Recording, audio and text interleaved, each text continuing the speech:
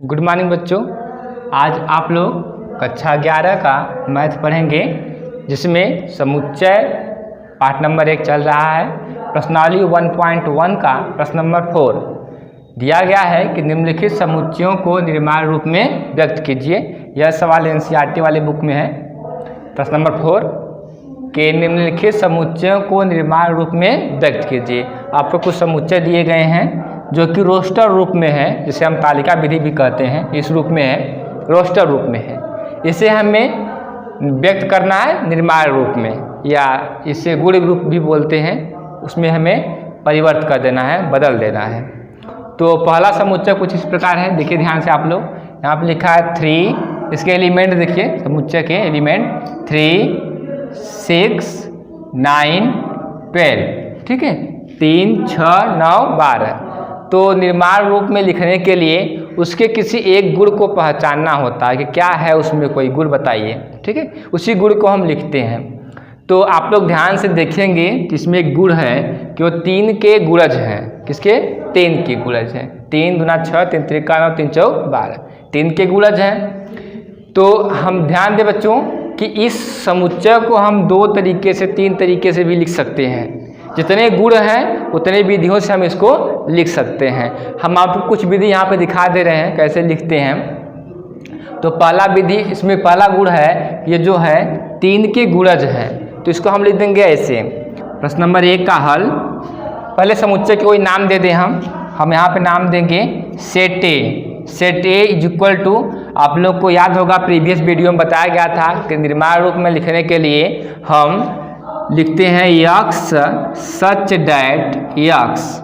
ठीक है, और उसके बाद जो गुण है उस गुण को लिख दीजिए। गुण क्या है? वह 3 के अपवर्त हैं, 3 के गुणज हैं या 3 के अपवर्त हैं। और उसके बाद 3 के अपवर्त तो 15 भी होता है, 18 भी होता है, 21 भी होता है। लेकिन इसमें कंडीशन है कि 21 तक नहीं जाना है। 3 के अपवर्त हैं 12 तक या 15 से कम। ठीक है, तो लिख देंगे यक्स सच डैट यक्स संख्या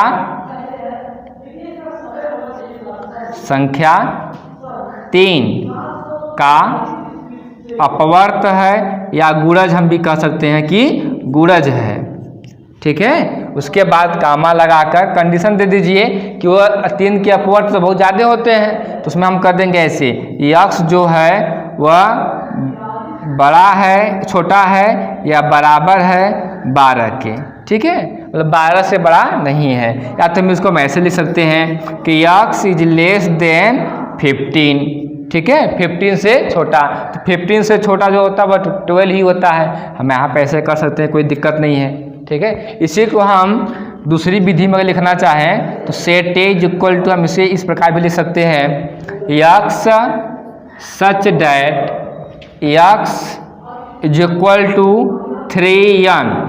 3n मतलब 3 का गुणज है। यक्स क्या है? यक्स इस प्रकार है कि यक्स 3 का गुणज है, 3 का गुणज है। अब 3 का गुणज 3 कम 3, 3 दूना 6, 3 त्रिका 9, 3 चौक 12।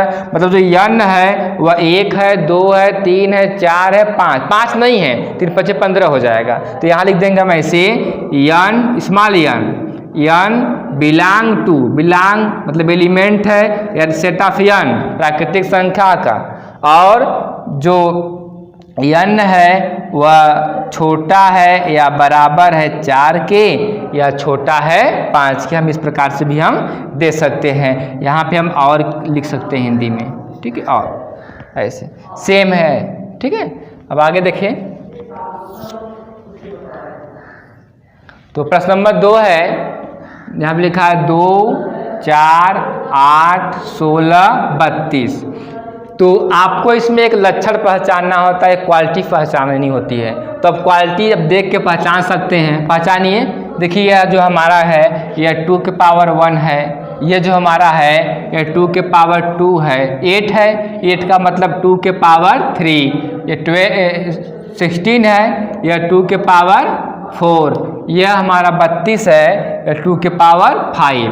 तो हमने इसमें एक लक्षण पहचाना कि यह 2 के घात के रूप में है। किसके बेटा? 2 के घात के रूप में है। ठीक है, तो हम लिख देंगे यक्स सच दैट यक्स बराबर 2 के पावर n। और जो n है वो प्राकृतिक संख्या, देखिए 1 2 3 4 5 प्राकृतिक संख्या है और उसकी अधिकतम वैल्यू कहाँ तक है? 5 तक है। तो उसका हम लिख देंगे इस प्रकार, कोई नाम दे दे हम यहाँ पे b, set b is equal to x such that x. ठीक है, 2 के घात के रूप वाला है, या तो हम लिख दे यक्स सच दैट यक्स 2 के पावर n, 2 के पावर n है क्या? n हमारा यही है 1 2 3 4 5। ठीक है, मतलब n क्या है? n एक प्राकृतिक संख्या है, n belong to capital n एक प्राकृतिक संख्या है। और प्राकृतिक संख्या तो 6 7 8 10 भी होता है, लेकिन इसमें केवल 5 तक गया तो इसमें हम लिख देंगे। और जो n है वो छोटा है या बराबर है 5 के। ठीक है, इस प्रकार से। आगे प्रश्न नंबर 3 देख लीजिए। 3 हमारा क्या है? 5 25 125 625 है। इसमें भी लक्षण आप पहचान ही लिए होंगे। जो ये हमारा 5 है यह 5 के पावर 1 है, 25 5 के पावर 2, 20 ये बेटा जो लिखा है 125, ये 5 के पावर 3, ये 5 के पावर 4। तो इसमें लक्षण तो पहचान ही लिए होंगे कि 5 के घात वाला है या 5 के घात रूप का है। तो इसे भी हम लिख ले यहाँ पर कोई नाम देकर। ठीक है, तो set c is equal to x such that x is equal to 5 के पावर n। और जो ये n है तो n है वह n belong to capital n। जो n वो प्राकृतिक संख्या है। और कंडीशन भी तो है कि ये जो n है इसकी वैल्यू अधिकतम कहाँ तक है? 4, इससे ज़्यादा नहीं है। तो यहाँ पे हम लिख सकते हैं n छोटा है लेस देन 5 या n less than or equal 4। हम ऐसे भी कर सकते हैं। उसके बाद अगला है, यहाँ पे देखिए 4 नंबर सवाल जो है 2 4 6 कामा कामा, इसका अंत नहीं है। ठीक है, तो जाता रहेगा, इसका अंत नहीं है। इसमें लक्षण तो पहचान ही लिए होंगे, ये 2 का गुणज है, 2 के गुणज के साथ साथ यह सम प्राकृतिक संख्या है। तो बस इसको लिख लीजिए कि सम प्राकृतिक संख्या है। तो 4 नंबर सवाल जो हमारा है एक set D, set D is equal to x such that x एक सम प्राकृतिक संख्या है, एक सम प्राकृतिक संख्या है। ठीक, इस प्रकार से हम लिख सकते हैं। इसमें कोई बाउंडेशन नहीं है कि इसमें कामा कामा दे दिया गया तो 100 200 500 अनंत तक जाएगा, इसमें कोई बाउंडेशन नहीं है। आगे प्रश्न नंबर 5 जो है, देखिए ध्यान से बच्चे, आप लोग इसमें लक्षण को पहचानना है। गुण इसमें कौन सा गुण है? तो यह जो 1 है वह 1 रहने दीजिए या 1 स्क्वायर कर लीजिए। यहाँ पे 4 का मतलब बेटा 2 स्क्वायर। ठीक है, 9 का मतलब होता है 3 स्क्वायर। कामा कामा दिया गया है तो यहाँ 3 स्क्वायर हो गया, तब 4 स्क्वायर हो जाएगा। ऐसे कामा कामा 100 दिया गया है, 100 का मतलब होता है 10 स्क्वायर।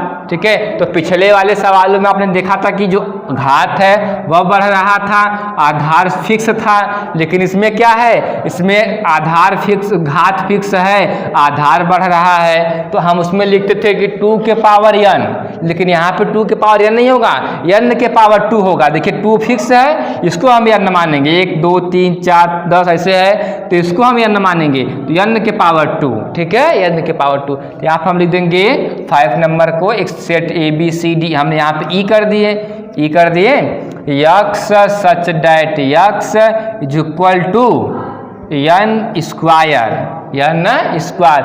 n क्या है? n देखिए 1 2 3 4 5 6 7 8 9 10 तक गया है, तो यहाँ लिख देंगे n बिलोंग टू n। इसका मतलब n जो है वह प्राकृतिक संख्या है और उसकी वैल्यू सीमित है, 10 तक गया है। तो n less than or equal 10, यह हो गया आपका। ठीक है, तो उसमें आप लोग देखें कि रोस्टर रूप है, यहाँ पे हमने इसको निर्माण रूप में व्यक्त कर दिया।